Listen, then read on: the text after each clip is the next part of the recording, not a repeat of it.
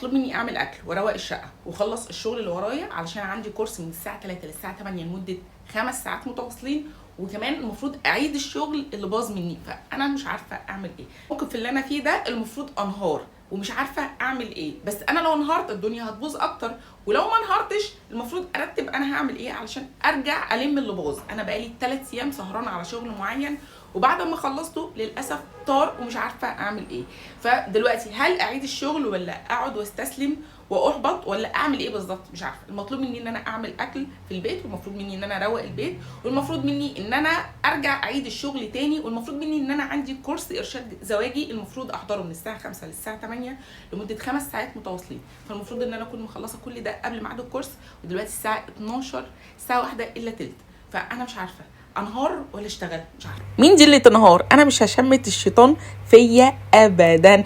انا عارفه ان الافكار الصعبه اللي بتيجي في الوقت اللي زي ده بيبقى من عمل الشيطان، فعلشان كده مش هشمته فيا، وهمسك نفسي واجمع افكاري واشوف انا محتاجه اعمل ايه.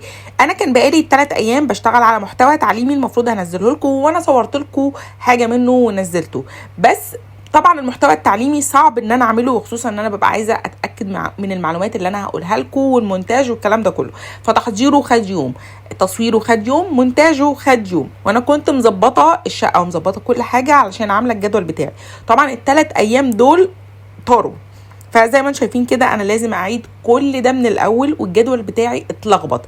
فانا جايه اقول لكم لو حصل لكم اي موقف مشابه للمواقف دي، المفروض تجمعوا افكاركم، علشان في الوقت اللي زي ده الشيطان بيلعب على افكارنا ان هو يشتتنا. وطبعا افكارنا لما بتتغير مشاعرنا بتتغير وسلوكياتنا بتتغير. يعني انا فكري دلوقتي لو جه ان الدنيا صعبه والايام اللي عدت دي باظت والايام اللي جايه الجدول هيبوظ، مشاعري هتبقى مشاعر حزن مع مشاعر لخبطه، هاجي هتصرف غلط.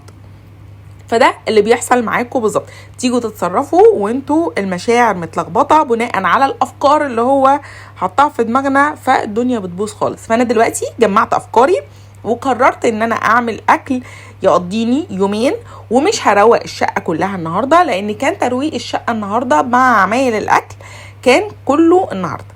قسمت الايام لان طبعا هرجع اعيد تصوير تاني، وفي حاجات ما ينفعش اجلها. يعني انا ينفع اجل ترويق الشقه، لكن مش هينفع اجل الكورس اللي انا باخده، لان ده اونلاين طبعا ولازم ابقى موجوده، لو ما كنتش موجوده خلاص ضاع عليا. فاللي انا ينفع اجله هرحله. يعني لو انت عندك حاجه ينفع تاجليها بنرحلها ونعمل الحاجه الضروريه. طبعا